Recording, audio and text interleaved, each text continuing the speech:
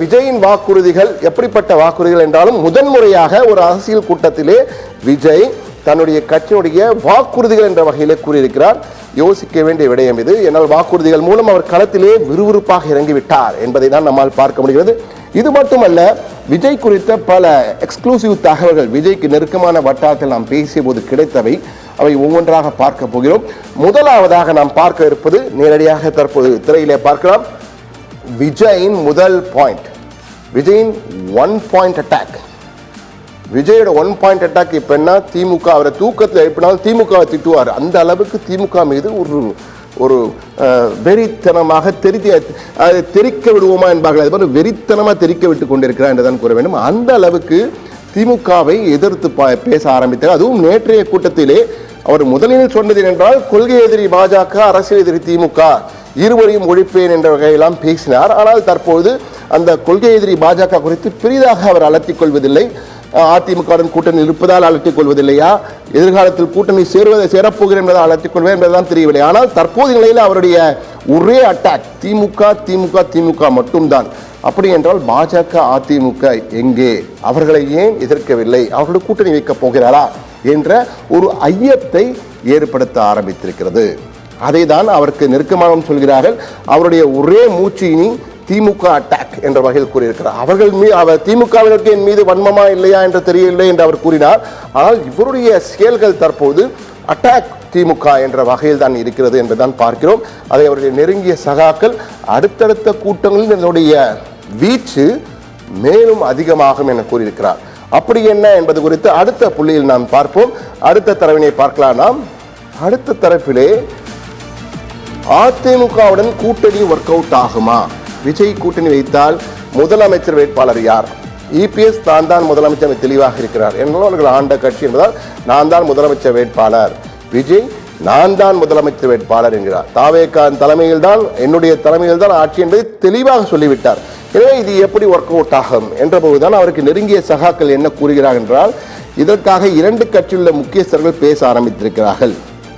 அதாவது தற்போது கூட்டணி வைத்து போட்டியிடுவோம், யார் அதிகம் இடங்களில் பெறுகிறாரோ அவர்கள் தலைமையிலே கூட்டணி வைத்து முதலமைச்சர் வேட்பாளராக அப்போது தேர்வு செய்து கொள்ளலாம். எந்த கட்சிக்கு கூட்டணியில் எந்த கட்சிக்கு அதிக இடங்கள் கிடைக்கிறதோ அவர்கள் தலைமையிலே முதலமைச்சராக அவரை தேர்வு செய்வோம் என்ற வகையிலே தற்போது பேச ஆரம்பித்துட்டு இருக்காங்க. அதாவது அந்த பேச்சு தற்போது அடுத்த கட்டத்தை நோக்கி சென்று கொண்டிருக்கிறது. வெளிப்படையாக பேசவில்லை என்றாலும் அதிமுக விஜய் தாவேகா இடையே அந்த பேச்சு தற்போது தீவிரமாக நடைபெற்றுக் கொண்டிருக்கிறது என்பதுதான் தற்போது நமக்கு கிடைத்த மிக முக்கியமான தகவல் நேர்களே. என்றால் அதிமுகவுடன் விஜய் போக மாட்டார் என்றெல்லாம் கூறுகிறார்கள். ஆனால் அதற்கான வாய்ப்பு கதவுகள் இன்னும் மூடவில்லை. அந்த பேச்சு நடைபெற்று கொண்டிருக்க என்பதை தான் நம்மால் உணர முடிகிறது, அறிய முடிகிறது அவருடைய நெருங்கிய சகாக்கள் மூலமாக. அடுத்த தரவினை பார்ப்போம்.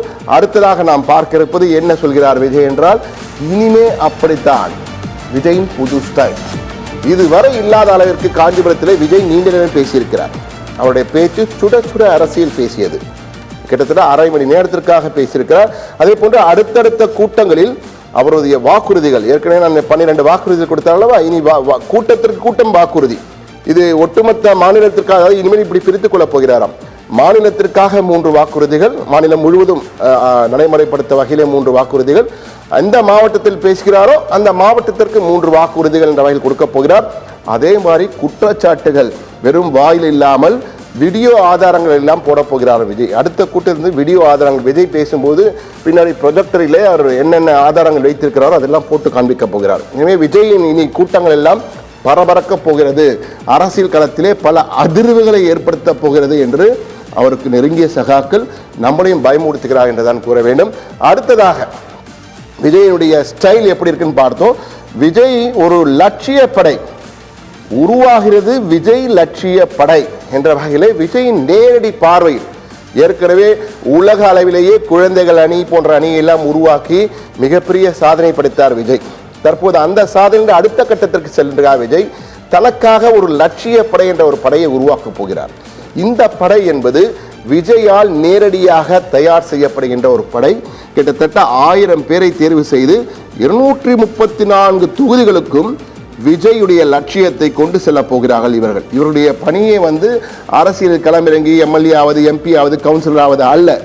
விஜயினுடைய கொள்கைகள், விஜயினுடைய லட்சியம் என்ன என்பது, எதற்காக அரசியலுக்கு வந்திருக்கிறார், என்ன செய்ய போகிறார் என்பதை எல்லாம் மக்களிடம் நேரடியாக கொண்டு செல்வதற்காக இந்த 1000 பேரை கொண்ட விஜய் லட்சிய படை என்பதை முதற்கட்டமாக உருவாக்குகிறார். அடுத்தடுத்த கட்டங்களிலே இந்த 1000 என்பது சில பல ஆயிரங்களாக அதிகமாவதற்கு வாய்ப்புகள் இருக்கிறது.